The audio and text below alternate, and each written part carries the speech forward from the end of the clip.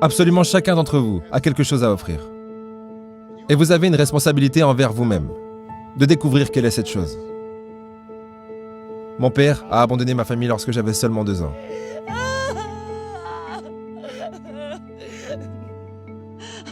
J'ai été élevé par une mère célibataire qui devait travailler et qui avait parfois de la peine à payer les factures. Elle n'était pas toujours en mesure d'acheter les choses que les autres enfants avaient. Elle n'avait pas assez d'argent pour m'envoyer là où les autres enfants américains allaient à l'école. Mais elle trouvait qu'il était important pour moi que je suive une éducation à l'américaine. Donc elle a décidé de m'enseigner des leçons extrascolaires elle-même, du lundi au vendredi. Mais vu qu'elle devait aller au travail, le seul moment où elle pouvait le faire, c'était à 4h30 du matin. Maintenant, comme vous pouvez l'imaginer, je n'étais pas vraiment contente de devoir me lever à 4h30. Très souvent, je finissais par m'endormir sur la table de la cuisine. Mais à chaque fois que je me plaignais, ma mère me jetait un de ses regards et me disait « Ce n'est pas une partie de plaisir pour moi non plus, mon petit gars. » Il y avait des moments où je souffrais de ne pas avoir de père dans ma vie.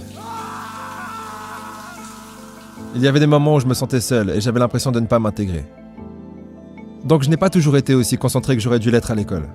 J'ai fait des choses dont je ne suis pas fier et j'ai été dans plus d'embrouilles que ce que j'aurais dû. Ma vie aurait pu très facilement tourner au cauchemar.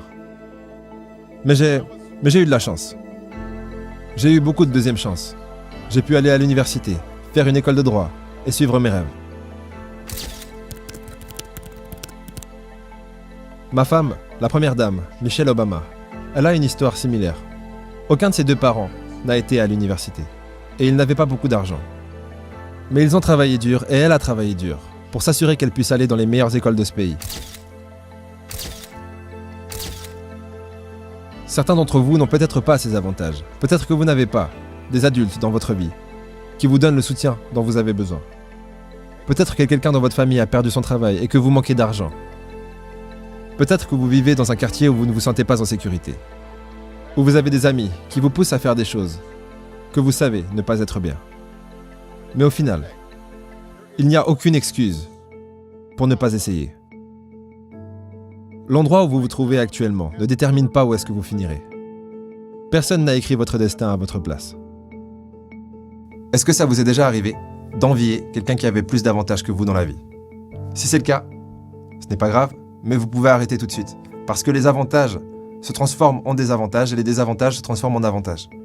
Celui qui a de la chance n'a pas de chance. Et celui qui n'a pas de chance a de la chance. Pourquoi? Parce que plus c'est dur, mieux c'est. Une des pires réincarnations humaines, à mes yeux, c'est naître en tant que fils de riche.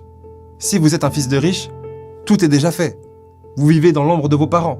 Et quoi que vous fassiez, on vous dira « Mais de toute façon, c'est normal, t'avais de l'argent, tes parents t'ont aidé, c'est trop facile pour toi. Moi aussi j'aurais réussi si mes parents étaient riches. » Et vous devrez faire 10 fois mieux que votre père pour être valorisé.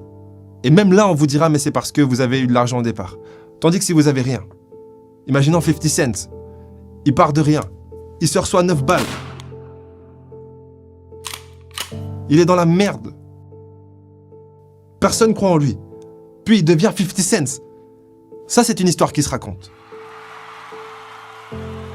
C'est pour ça que les avantages sont des désavantages et que les désavantages sont des avantages. Tout ce que vous n'avez pas vous permettra de devenir plus pour avoir ce que vous voulez.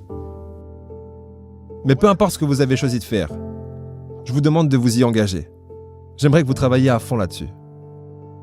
Je sais que des fois, les médias peuvent vous donner la sensation que vous pouvez devenir riche et plein de succès sans travailler dur.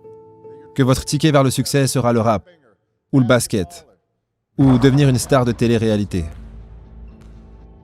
Mais il y a beaucoup de chances pour que vous ne deveniez rien de tout ça. La vérité, c'est que d'avoir du succès, c'est dur.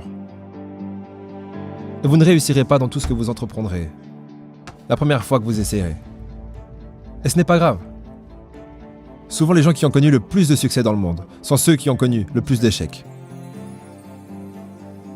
J.K. Rowling, qui a écrit Harry Potter.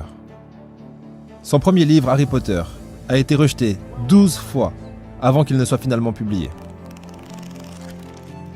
Michael Jordan a été rejeté de son équipe de basketball au lycée. Il a perdu des centaines de matchs et a loupé des milliers de tirs au panier dans sa carrière.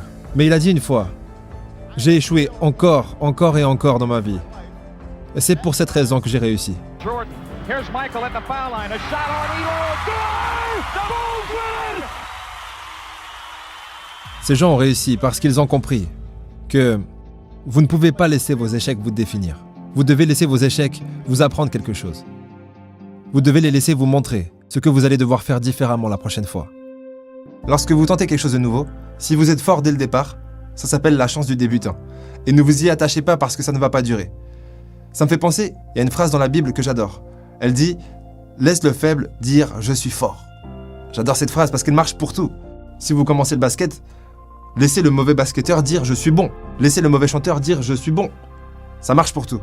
Et lorsque, à l'époque, je voulais devenir chanteur, mais je chantais pas trop bien. J'étais plutôt fort pour écrire des textes et enregistrer en studio parce qu'il y avait de l'autotune, mais j'étais pas Mariah Carey, quoi. Et je me posais cette question, est-ce que, pour moi, il est vraiment possible d'atteindre un niveau dans le chant? Est-ce que mes cordes vocales ont la capacité d'atteindre un niveau proche de Mariah Carey? Bon, franchement, je pourrais trouver un autre exemple que Mariah Carey, mais vous voyez ce que je veux dire. Et j'arrêtais pas de douter. Mais la solution se trouvait dans ces deux étapes. Petit 1, laissez le faible dire « je suis fort ». Laissez-moi croire que c'est possible. Petit 2, se mettre au boulot pour s'assurer que ça va le devenir. Et ce qui est marrant, c'est que dernièrement, je suis tombé sur cette vidéo d'Ed Sheeran, qui va vous faire écouter de quel niveau il a commencé, avant d'atteindre le niveau pour lequel vous le connaissez tous. Tiens-moi. Oh. Attends.